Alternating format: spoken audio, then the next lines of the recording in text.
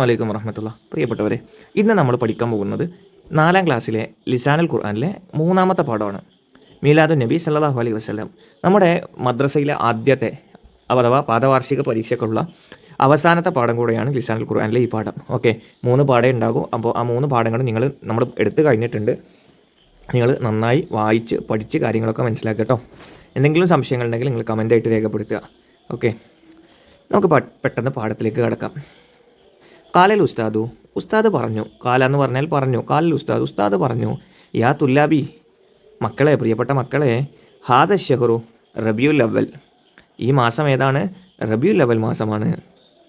ഫിഹി, ഈ മാസത്തിൽ നമ്മൾ 1ാമത്തെ പാഠത്തിൽ പഠിച്ചിട്ടുണ്ട്. ഇല്ല എന്നുള്ള അർത്ഥം എങ്ങനെ വരുന്നത്? ഫിഹി, ഈ മാസത്തിൽ ഉലിദ നബിയുന മുഹമ്മദൻ സല്ലല്ലാഹു അലൈഹി വസല്ലം, നമ്മുടെ നബി സല്ലല്ലാഹു അലൈഹി വസല്ലമ ജനിച്ചത് ഈ മാസത്തിലാണ്.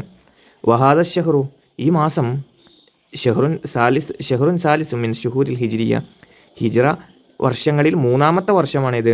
ഈ റബിയുൽ അവൽ മാസം. ഓക്കെ, സാലിസ് എന്നുള്ളതാണ് റബിയുൽ അവൽ, 3ാമത്തേതാണിത് റബിയുൽ അവൽ മാസം.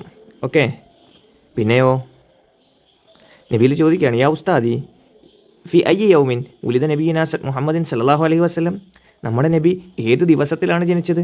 അയ്യ യൗം, ഏത് ദിവസത്തിലാണ്?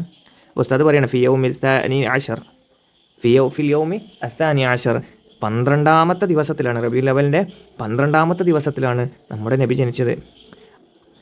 നബിയിൽ യാ ഉസ്താദ് മഹു അബൽ ഷഹ്റി മിൻ ഷുഹൂരിൽ ഹിജ്രിയ, ഹിജ്റ വർഷത്തിലെ ആദ്യത്തെ മാസം ഏതാണ്? അപ്പോൾ ഉസ്താദ് പറയാണ്, ഹയ്യ ഒരു നുലാഹിലിൽ ജദുവലൽ ആത്തിയ വ നദ്റുസു അസ്മാ ഷുഹൂരിൽ സനത്തിൽ ഹിജ്രിയ, നമുക്ക് എന്ത് ചെയ്യാം? കലണ്ടർ നോക്കിയിട്ട് പഠിക്കാം. അപ്പോൾ നമുക്കൊന്ന് നോക്കാം. 1ാമത്തെ മാസം മുഹറമാണ്.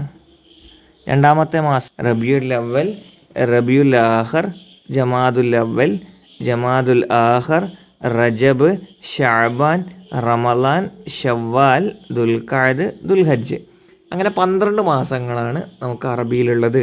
ഓക്കെ, അപ്പോൾ ഇത്രയും കാര്യങ്ങളാണ് നമുക്ക് ബേസിക്കായിട്ട് പഠിക്കാനുള്ളത്. ഇതിൽ നമുക്ക് എണ്ണങ്ങളാണ് പഠിക്കാനുള്ളത്, അതേപോലെ അറബി മാസങ്ങളാണ് പഠിക്കാനുള്ളത്. അപ്പോൾ നിങ്ങൾ കലണ്ടർ നോക്കുക. ഇതിലൊരു കലണ്ടർ ഉണ്ട്, അതൊന്ന് പോസ് ചെയ്തിട്ട് 12 മാസങ്ങളൊന്ന് എണ്ണി നോക്കുക, ഒന്ന് പറഞ്ഞ് നോക്കുക, ഒന്ന് എഴുതി നോക്കുക. ഓക്കെ, അത് പഠിച്ചു കഴിഞ്ഞാൽ വളരെ ക്ലിയറാണ്. ആകെ 3 പാഠങ്ങളേ ഉള്ളൂ. വളരെ ഭംഗിയായി നിങ്ങൾ പഠിക്കുക. പരീക്ഷയ്ക്ക് വേണ്ട തയ്യാറെടുപ്പുകൾ നടത്തട്ടോ. അസ്സലാമു അലൈക്കും.